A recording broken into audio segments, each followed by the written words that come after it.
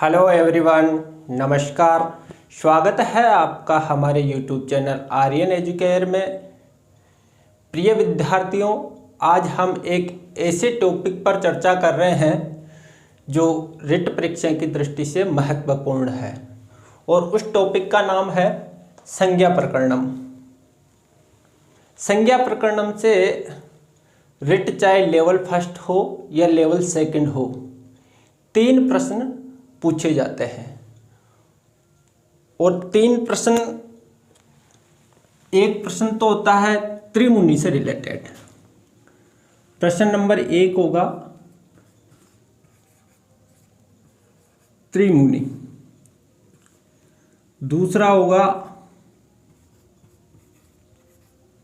स्वर व्यंजन से संबंधित और तीसरा नंबर का जो प्रश्न होता है वो है उच्चारण स्थान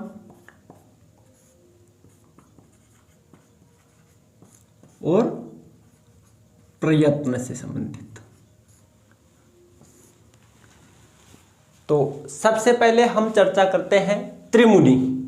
त्रिमुनि का सामान्य परिचय। व्याकरण के 3 मुनि हुए हैं, पाणिनि, कात्यायन और पतंजलि।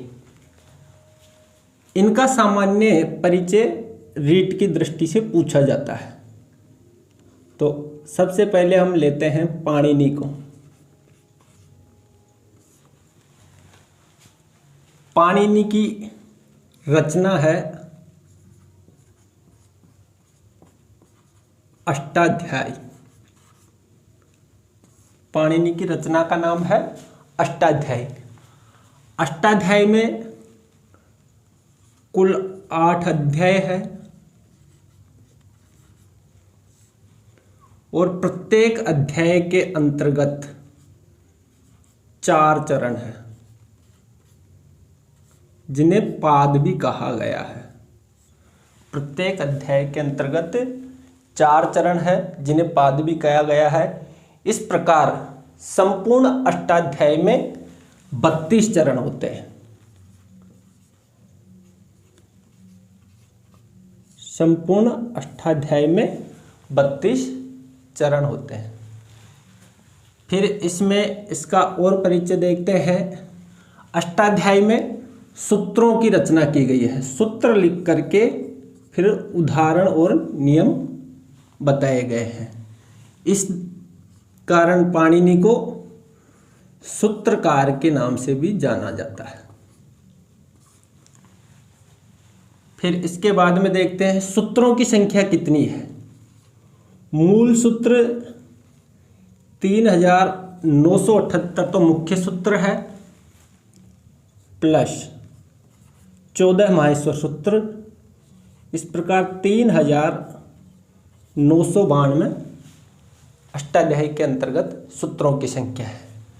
लेकिन कुछ ग्रंथों में 3995 भी संख्या मिलती है। स्वर चंद्रिका के अनुसार एक पुस्तक है स्वर चंद्रिका, उसके अनुसार 3995। एग्जाम में प्रश्न आ सकता है अष्टाध्यायी में कितने सूत्र हैं। 1000, 2000, 3000, 4000, अधिकतर इसी प्रकृति का क्वेश्चन आएगा। तो आपको आंसर लिखना है 4000, क्योंकि 4000 के लगभग है। इस प्रकार का प्रश्न आ जाए, सबसे सही उत्तर है 3992। यदि इस प्रकार की संख्या दे दी जाए 3992, 93, 94, 95, तो आपको सही उत्तर भरना है 992। लेकिन किसी पुस्तक का नाम देकर के पूछा जाए स्वर चंद्रिका के अनुसार अष्टाध्याय में सूत्रों की संख्या कितनी है, तो फिर आपको भरना है 3995। पाणिनि की माता का नाम दाक्षी। जन्म सालातुर नामक गांव में हुआ, जो वर्तमान में लाहौर पाकिस्तान में स्थित है। इनका समय 700 ईसा पूर्व माना गया है। ये समय प्रमाणिक नहीं है, क्योंकि अलग अलग आचार्यों के मत में इनका अलग अलग समय माना गया है, लेकिन निष्कर्ष के आधार पर यह समय निकलता है। इस प्रकार के जो सस्पेंस वाले प्रश्न होते हैं वो प्रश्नव्य नहीं होते हैं, लेकिन फिर भी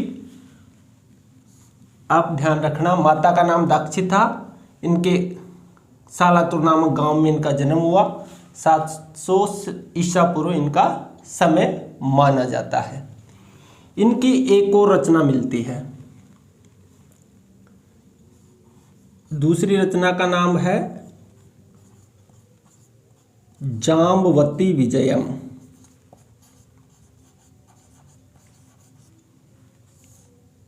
ये एक काव्य है जो वर्तमान में उपलब्ध नहीं है।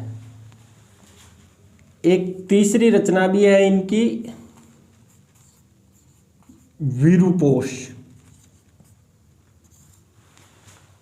विरूपोष इस समय लंदन संग्रहालय में सुरक्षित रखी गई है। इस प्रकार पाणिनि का ये सामान्य सा ऊपरी ऊपरी परिचय हुआ, और रिट की परीक्षा में इसका सामान्य परिचय ही पूछा जाएगा। अब इसके बाद में आते हैं कात्यायन।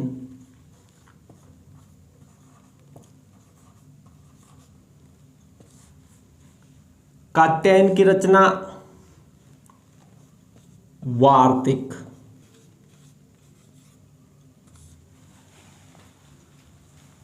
पाणिनि ने 4000 सूत्रों के अंतर्गत संपूर्ण व्याकरण की रचना कर दी, लेकिन फिर कात्यायन को ऐसा लगा कि इन सूत्रों के अलावा भी कुछ ऐसे शब्द हैं जिनकी सिद्धि हो रही है, अर्थात पाणिनि के जो सूत्र थे उनके अंतर्गत वो उदाहरण नहीं आ रहे थे। तो फिर उनके लिए कात्यायन ने वार्तिकों की रचना की।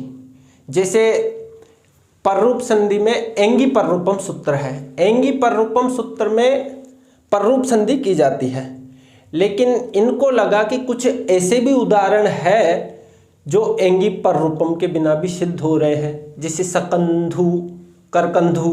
तो फिर उसके लिए इन्होंने सकंद्वादिषु पररूपम वाच्यम आदि वार्तिकें बनाई और वार्तिक नामक ग्रंथ की रचना की। कात्यायन से संबंधित दूसरा प्रश्न बनता है दाक्षिणात्य। इनको दाक्षिणात्य के नाम से भी जाना जाता है। दक्षिण भारत के रहने वाले थे। दाक्षिणात्य के नाम से कौन से मुनि को जाना जाता है, प्रश्न आ सकता है। उत्तर है दाक्षिणात्य। और इनकी एक रचना है स्वर्गारोहणम।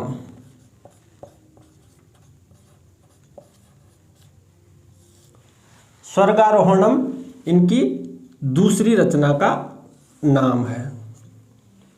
इनका समय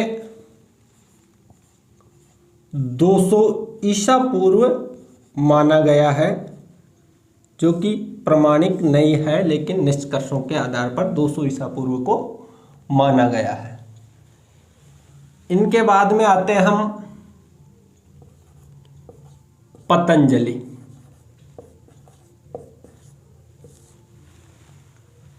पतंजलि की रचना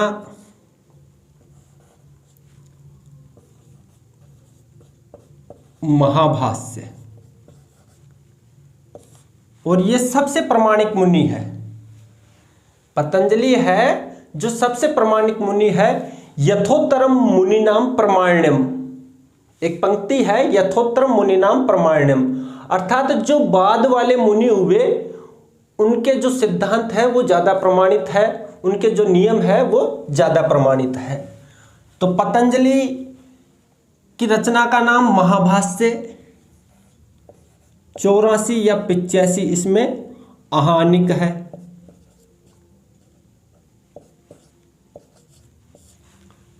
चौरासी 85 क्यों?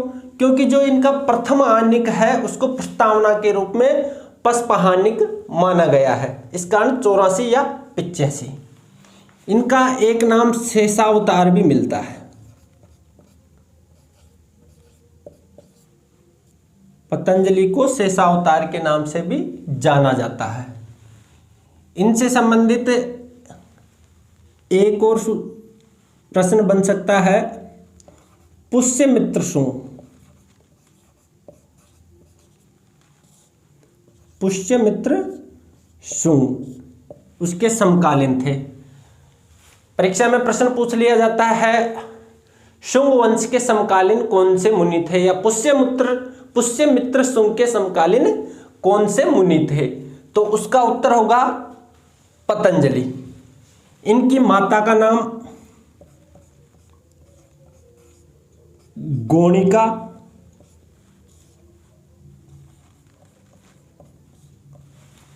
और जन्म स्थान गोनर्द, जिसको वर्तमान में गोंडा के नाम से जाना जाता है। तो प्रिय विद्यार्थियों, यह व्याकरण के जो त्रिमुनि था उनका सामान्य सा परिचय था। और आपकी रिट की जो परीक्षा है, लेवल फर्स्ट हो या सेकंड हो, एक प्रश्न इसमें निश्चित रूप से पूछा जाता है।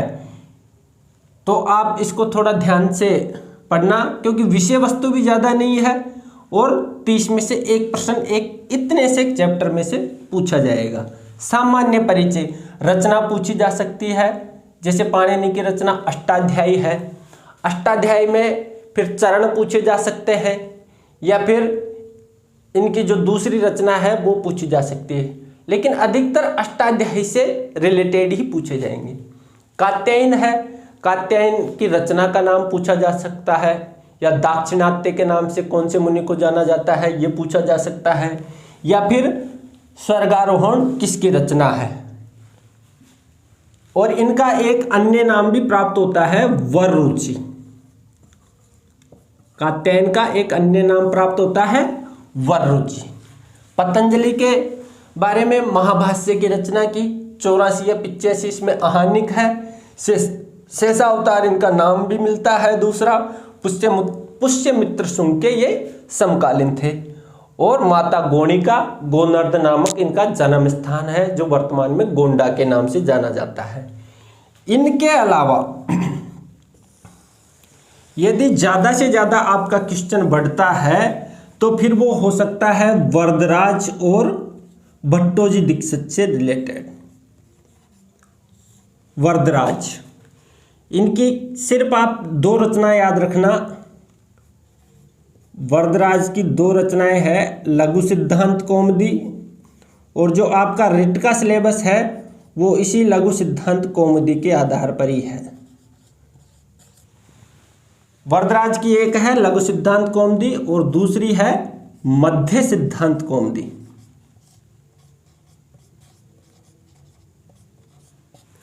और भट्टोजी दीक्षित से संबंधित पूछ लिया जाता है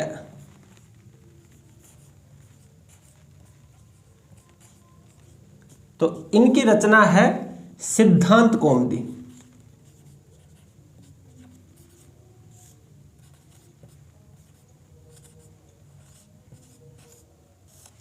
तो ये तो हो गया हमारा जो प्रथम प्रश्न था, नंबर 1 का जो प्रश्न था उसका सामान्य परिचय। और निश्चित रूप से ये प्रश्न इन्हीं में से पूछा जाता है, त्रिमुनि से रिलेटेड। ज़्यादा से ज़्यादा ये 2 और है, वरदराज और भट्टोजी दीक्षित, इनके बारे में पूछेंगे। तो लघु सिद्धांत कौमुदी, मध्य सिद्धांत कौमुदी, वरदराज को याद रखिए, सिद्धांत कौमुदी भट्टोजी दीक्षित को याद रखिए। इसके बाद में जो दूसरे नंबर का प्रश्न बनता है अपना, वो स्वर और व्यंजन से यानी वर्ण विचार से संबंधित है। सिलेबस में भी दे रखा है स्वर और व्यंजन। प्रथम नंबर का अपना 1 नंबर का जो क्वेश्चन था, एक क्वेश्चन था वो त्रिमुनि से संबंधित था, सामान्य परिचय है। अब आगे हम देखते हैं स्वर और व्यंजन।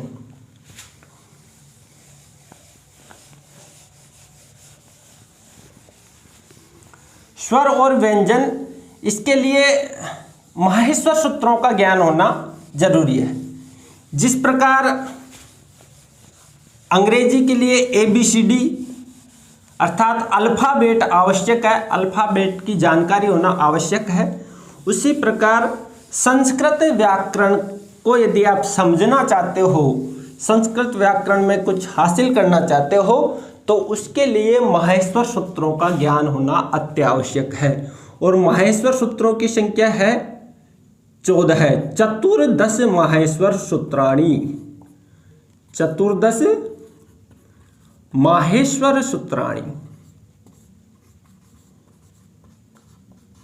माहेश्वर सूत्रों की संख्या है चतुर्दश, 14, जो है ऐ उण, रील ऋक, एवोंग, एवोज, हयवरट, लण, यमगणनम, झबै, घड़दश, जबगड़दश, ख फ छ ठ थ च ट त व, कपये, सस्सर और हल। इनका एक मनोवैज्ञानिक क्रम है। सबसे पहले इनमें स्वरों को दिया गया है, 4 सूत्र स्वरों के लिए बनाए गए हैं।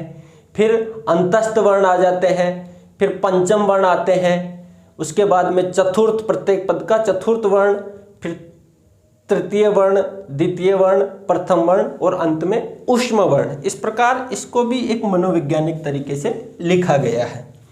अब इसमें हमारा जो दूसरे नंबर का जो चैप्टर था, या दूसरे नंबर के जो प्रश्न की प्रकृति थी, वो थी स्वर और व्यंजन से संबंधित। स्वर या व्यंजन। तो स्वर, अब स्वर से संबंधित देखो प्रश्न पूछे जा सकते हैं। स्वर कितने होते हैं? 21 या 22। एक तो ये हो गया। इसके अलावा 9 स्वर भी हो गए। इसके अलावा ह्रस्व, दीर्घ,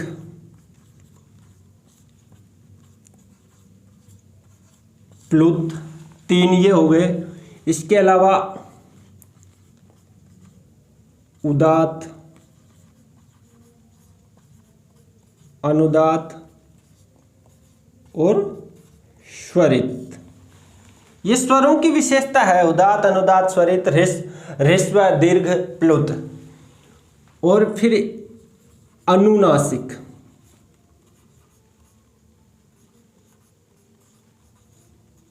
और अननुनासिक यानी अननुनासिक।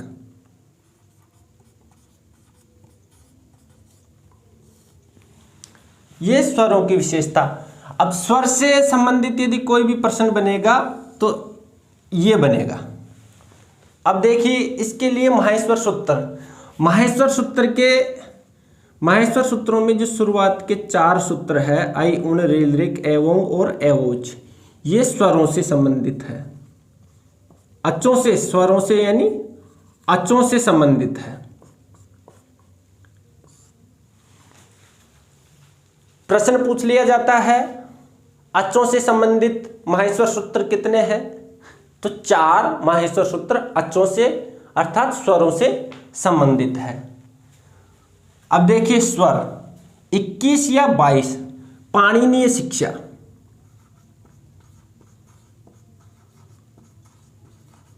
पाणिनीय शिक्षा के अनुसार स्वरों की संख्या होती है 21 या 22। और जो माहेश्वर सूत्र है, माहेश्वर सूत्रों के अनुसार संख्या होती है 9।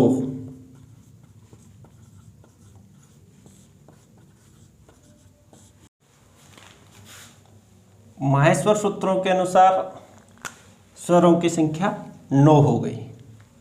अब देखिए जो 4 सूत्र है माहेश्वर, ये चारों माहेश्वर सूत्र स्वरों के बोधक है, अचों के बोधक है। इनमें ए, ई, उ, री,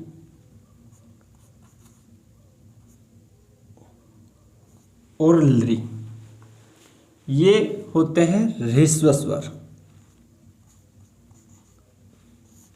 ए, ई, उ, री और लृ ह्रस्व स्वर होते हैं। और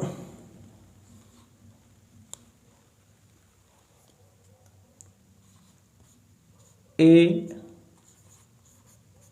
ओ, आई और औ, ये दीर्घ स्वर होते हैं।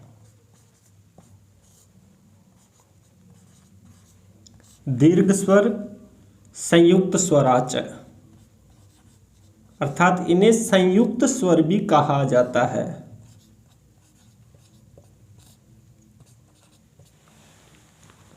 ए, ओ, आई, औ इनको दीर्घ स्वर या संयुक्त स्वर कहा जाता है। ए, ई, उ, री और लृ ये ह्रस्व स्वर होते हैं। अब देखिए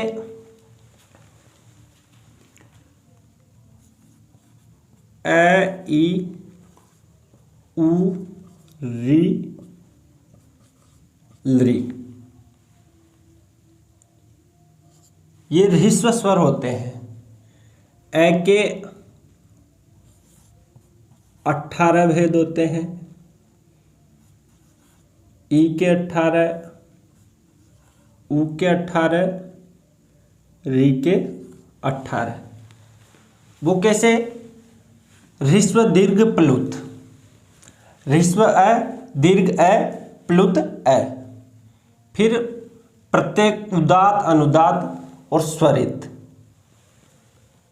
ह्रस्व उदात्त, ह्रस्व अनुदात्त, ह्रस्व स्वरित, 3 ये हो गए।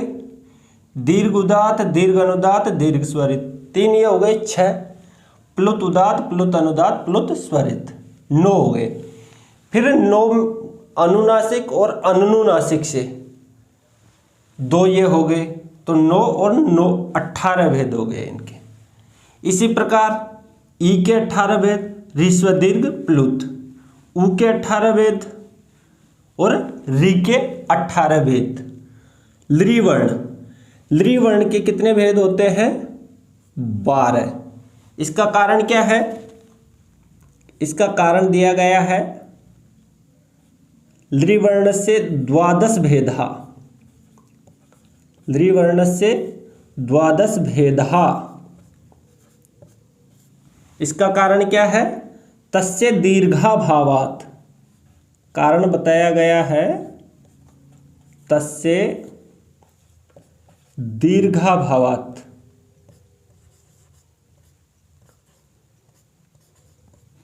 प्रश्न और उसके जो ऑप्शन है उनको थोड़ा अच्छी तरह पढ़ना। अभी पिछली परीक्षा में शायद प्रश्न आया था लृ वर्ण से द्वादश भेदा कथम, लृ वर्ण के द्वादश भेद किस प्रकार होते हैं, क्यों होते हैं? तो उसका उत्तर है तस्य दीर्घाभावात्। प्रश्न में दीर्घ भावात् भी हो सकता है, दीर्घाभावात्, अच्छी तरह पढ़ करके दीर्घाभावात् करना है। इसी प्रकार ए, ओ, आई, औ इनको एच कहा जाता है। ये ऐसे लेकर के ये चैतक एच होते हैं। संपूर्ण स्वरों को अच कहा जाता है, ऐसे चैतक। तो एचाम,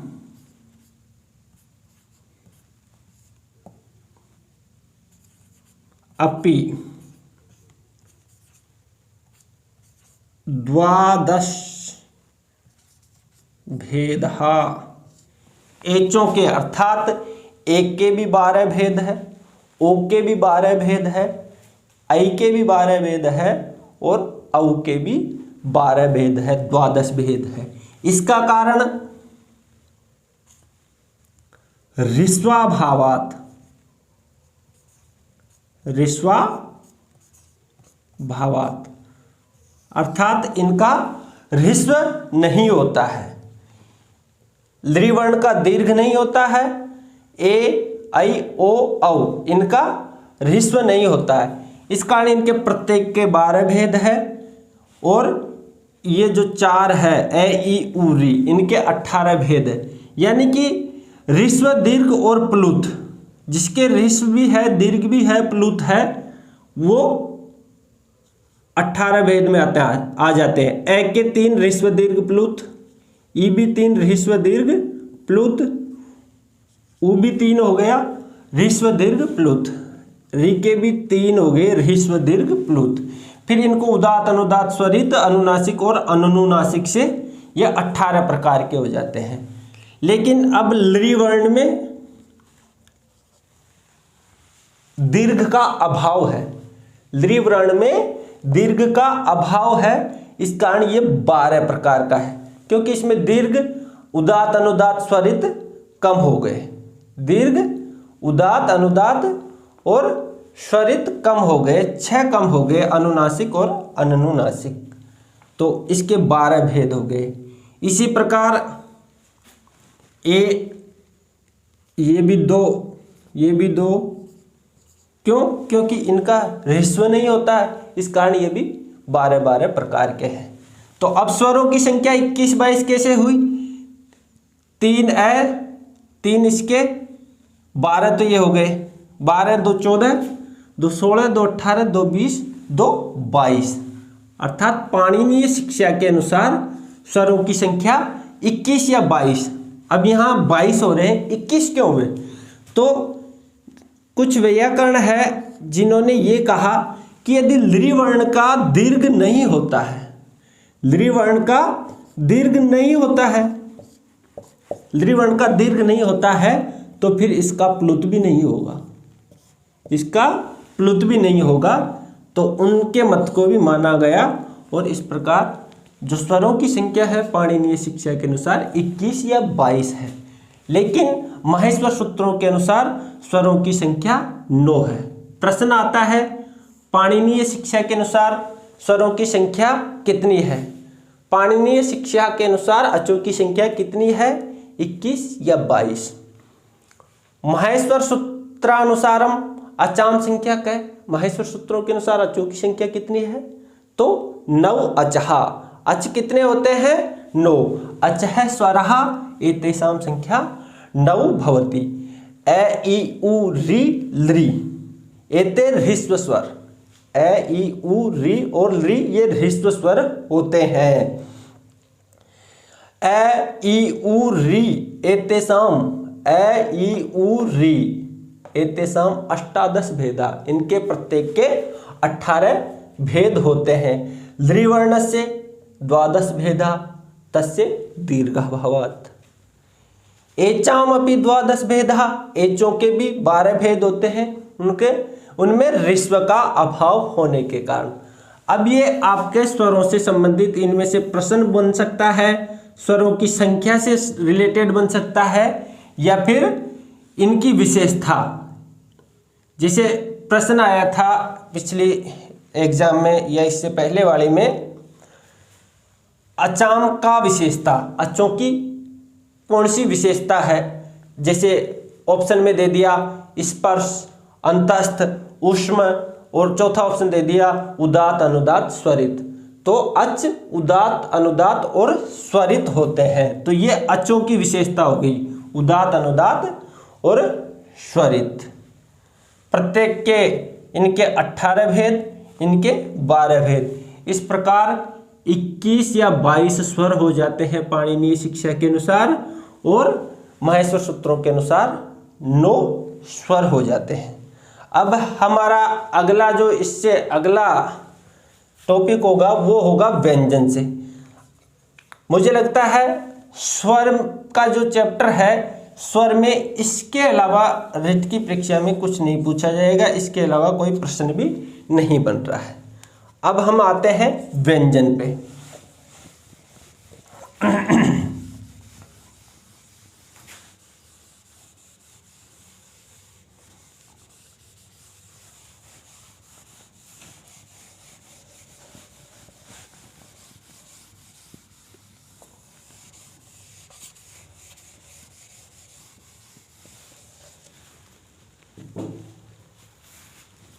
अब आ गए हम व्यंजन, जिन्हें हल भी कहा जाता है। समस्त वर्णों के लिए एक प्रत्याहार का प्रयोग किया गया है, अल, जिसमें जो चतुर्दश माहेश्वर सूत्र है ऐसे लेकर के अंतिम माहेश्वर सूत्र है उसके लय तक के सारे वर्ण आ जाते हैं। अर्थात अल में कितने वर्ण हो गए? 42 वर्ण हो गए। अल में 42 वर्ण कौन से हुए? 9 तो जो हम अब से पहले पढ़ चुके हैं वो अच हो गए, और 33 इसमें हल हो जाएंगे, व्यंजन हो जाएंगे। इस अल के दो भाग हैं, अल के दो भाग हैं, अच और हल। अल का मतलब समस्त वर्णों से है, पाणिनीय जो सूत्र है उनमें जो वर्ण है उनसे संबंधित है अल। अल के दो भाग है, अच। अच का अर्थ होता है स्वर, अच का अर्थ होता है स्वर, जिनकी संख्या 9 मानी गई है सूत्रों के अनुसार, पाणिनीय शिक्षा के अनुसार 21 या 22। फिर आता है हल। हल यानी व्यंजन वर्ण, जो हायवरट सूत्र है इससे लेकर के जो अंतिम सूत्र है हल, वहां तक के वर्ण। अब देखिए हल, इनमें पूछा जा सकता है स्पर्श वर्ण,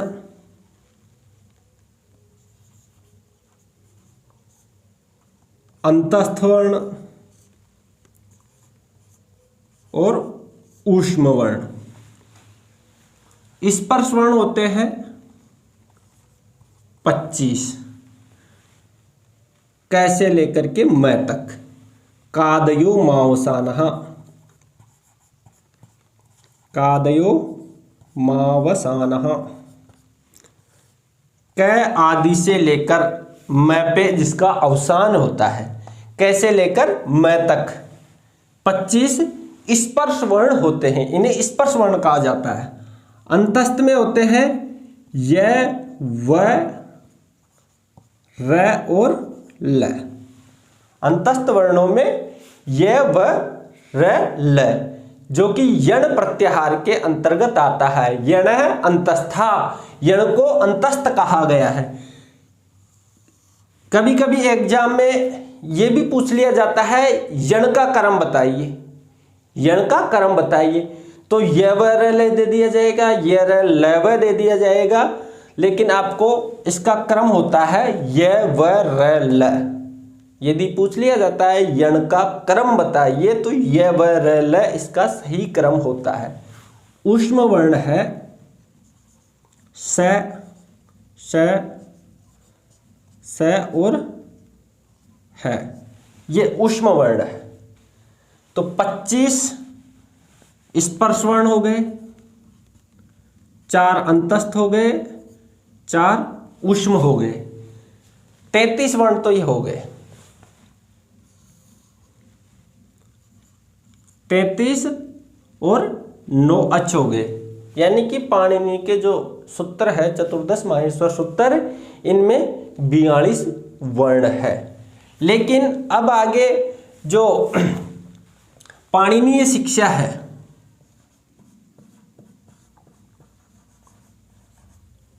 पाणिनीय शिक्षा, उसमें समस्त वर्ण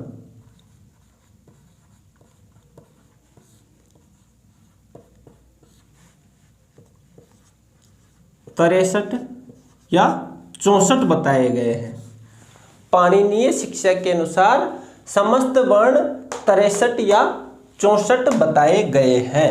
तो वो 63-64 कैसे हैं देखिए, 25 स्पर्श वर्ण हो गए, 4 अंतस्थ हो गए, 4 ऊष्म वर्ण हो गए, और इसके अलावा 4 हो गए यम। यम होता है प्रथम और प्रथम, द्वितीय, तृतीय, चतुर्थ के वर्णों के बाद में यदि उनकी आवृत्ति होती है तो वो यम होते हैं। जैसे देखिए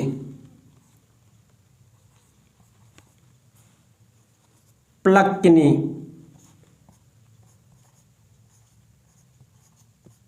चखनती, चखनती। प्रथम वर्ण के बाद में द्वितीय वर्ण की भी आवृत्ति हो सकती है, तृतीय वर्ण की आवृत्ति हो सकती है, चतुर्थ की हो सकती है, और उसके बाद में पंचम वर्ण है तो फिर वो क्या होता है, वो होता है यम। तो यम की संख्या है 4, और फिर है आयोग वाह, आयोग वाह, आयोग वाह, इनकी संख्या भी 4 है। वो कौन कौन से हैं? एक तो होता है अनुस्वार, एक होता है विसर्ग, एक होता है जिह्वामूलीय, एक होता है उपधमानीय। इनको जिह्वामूलीय कहा जाता है। क से पहले अर्धविसर्ग, प या फ से पहले अर्धविसर्ग, क ख से पहले अर्धविसर्ग जिह्वामूलीय, प से पहले अर्धविसर्ग उपधमानीय। तो आयोगवाह के अंतर्गत 4 वर्ण हो गए, अनुस्वार, विसर्ग, जिह्वामूलीय और उपधमानीय। एक वर्ण और है जिसे दुष्पृष्ठ कहा जाता है, दुष्पृष्ठ वर्ण कहा जाता है। और ये होता है, ये ऐसा होता है, दुष्पृष्ठ लय कहा गया है जिसे। इस प्रकार समस्त वर्णों की संख्या देखिए, 25 स्पर्श वर्ण हो गए, 4 अंतस्थ हो गए, 4 ऊष्म वर्ण हो गए, 4 यम हो गए, 4 आयोगवाह, 1 दुष्पृष्ठ लय, 33 और 8 41, 1 42 वर्ण हमारे यहाँ पर हो गए। और 21 और 22 स्वर। 42 तो क्या हो गए हमारे पास? व्यंजन वर्ण।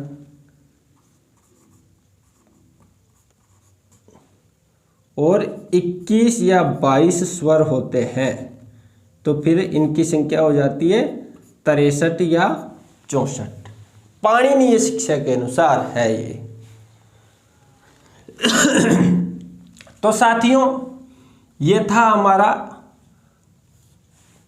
हल और अच विचार। प्रथम प्रश्न त्रिमुनि से संबंधित था। त्रिमुनि का सामान्य परिचय मैंने आपको बताया। दूसरा प्रश्न व्यंजन और स्वर से संबंधित, स्वर के भेद पूछे जा सकते हैं, उनकी विशेषता पूछी जा सकती है, उनकी संख्या पूछी जा सकती है। व्यंजन की कितनी संख्या है पाणिनीय शिक्षा के अनुसार? स्पर्श वर्ण के अंतर्गत कौन कौन से वर्ण आते हैं? जैसे प है, स्पर्श वर्ण के अंतर्गत आता है। अंतस्थ में कौन से वर्ण आते हैं? उसमें कौन से वर्ण आते हैं? यम कितने हैं? आयोगवाह कितने हैं? दुष्पृष्ठ, इनकी संख्या कितनी है? तो टोटल 63 या 64 वर्ण होते हैं पाणिनीय शिक्षा के अनुसार। समस्त वर्णों की संख्या 63 या 64 होती है। तो अपने 2 प्रश्न आज कंप्लीट हो गए। और साथियों, यदि आपको ये PDF फॉर्मेट में भी चाहिए तो मैंने डिस्क्रिप्शन में नीचे लिंक दे रखी है टेलीग्राम चैनल की, वहाँ से आप इसकी PDF भी डाउनलोड कर सकते हो। और यदि आप डायरेक्ट टेलीग्राम पर सर्च करोगे आर्यन एजुकेयर, तो वहाँ आपको वो मिल जाएगा और आप PDF डाउनलोड कर सकते हो आराम से। अगर साथियों आपने हमारे YouTube चैनल को अभी सब्सक्राइब नहीं किया है तो प्लीज़ इसे सब्सक्राइब कर लीजिए और बेल आइकन को भी दबा दीजिए, जिससे हम जो भी वीडियो डालें आपको नोटिफिकेशन प्राप्त हो जाए। तो इस प्रकार की कक्षाएं हम प्रत्येक रोज ले रहे हैं। और कल हम आगे का जो चैप्टर है हमारा उच्चारण स्थान, जो तीसरा प्रश्न हमारा बच रहा है उच्चारण स्थान प्रयत्न से संबंधित, वो कल वाली कक्षा में हम